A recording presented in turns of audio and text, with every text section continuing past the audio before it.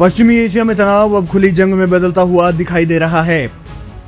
America और Iran के बीच सैन्य संघर्ष लगातार तेज हो रहा है और दोनों पक्ष एक दूसरे पर हवाई हमले कर रहे हैं। हालात इतने गंभीर हो चुके हैं कि अब इस संघर्ष का दायरा सिर्फ अमेरिका और ईरान तक सीमित नहीं रह गया है, बल्कि पूरे खाड़ी क्षेत्र पर इसके असर की आशंका बढ़ गई है।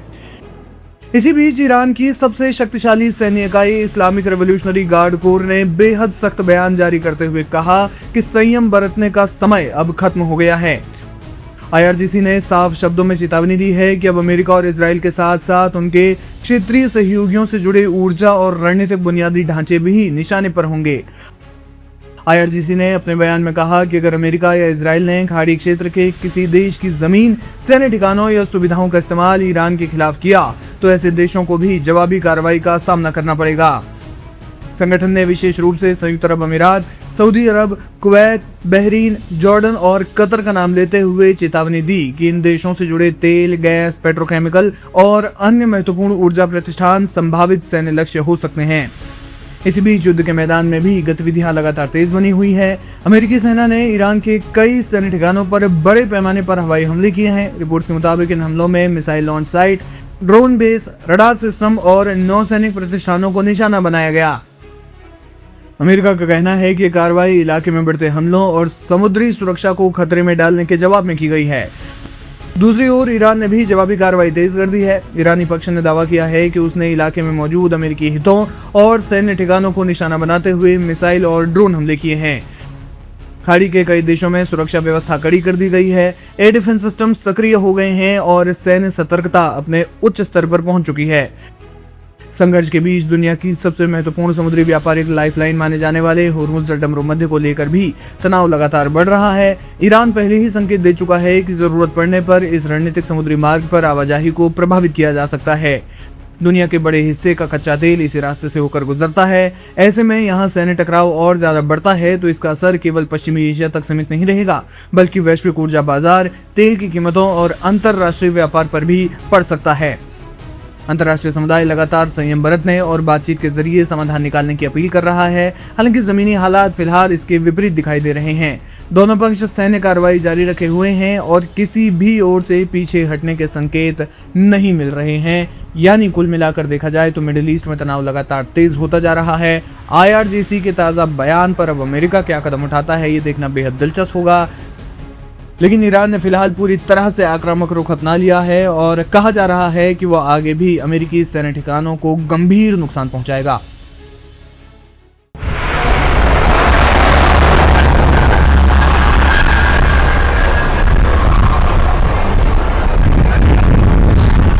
मिडिल ईस्ट में जंग अब और खतरनाक होती जा रही है। जॉर्डन, कुवैत, कतर, UAE और बहरीन 5 देशों के आसमान में धमाकों की गूंज, एयर डिफेंस सिस्टम एक्टिव और पूरे इलाके में हाई अलर्ट घोषित कर दिया गया है।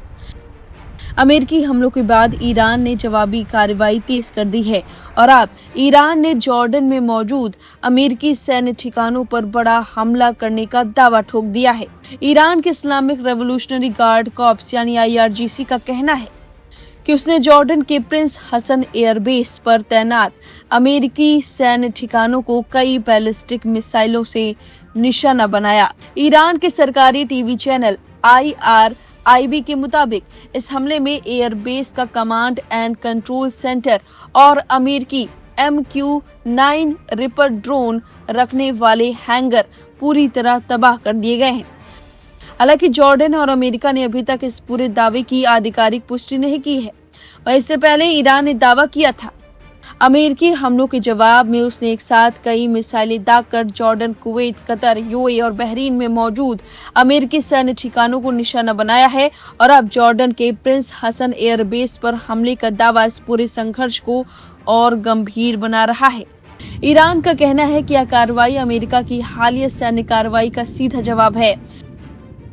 वहीं IRGC ने साफ कर दिया कि अगर अमेरिका ने आगे भी हमला जारी रखा तो पूरे पश्चिम एशिया में मौजूद अमेरिकी ठिकानों को निशाना बनाया जा सकता है। दूसरी तरफ पूरे खाड़ी क्षेत्र में सुरक्षा व्यवस्था कड़ी कर दी गई है।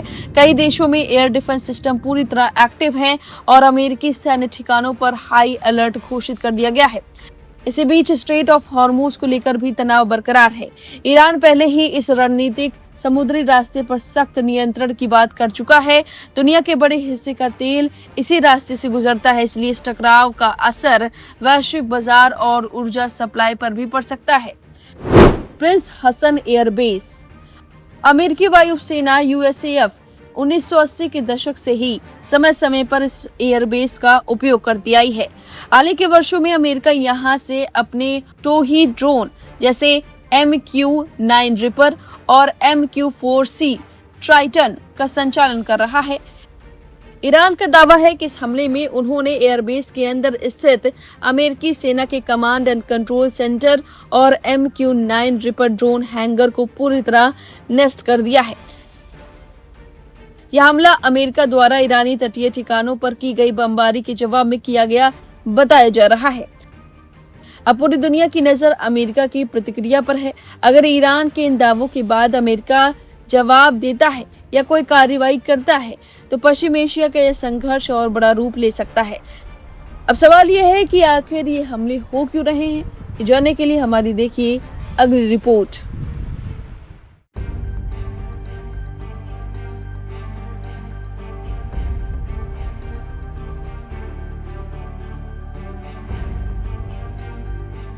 इमाम आयतुल्लाह अली खामनेई के खून का बदला खून से लिया जाएगा।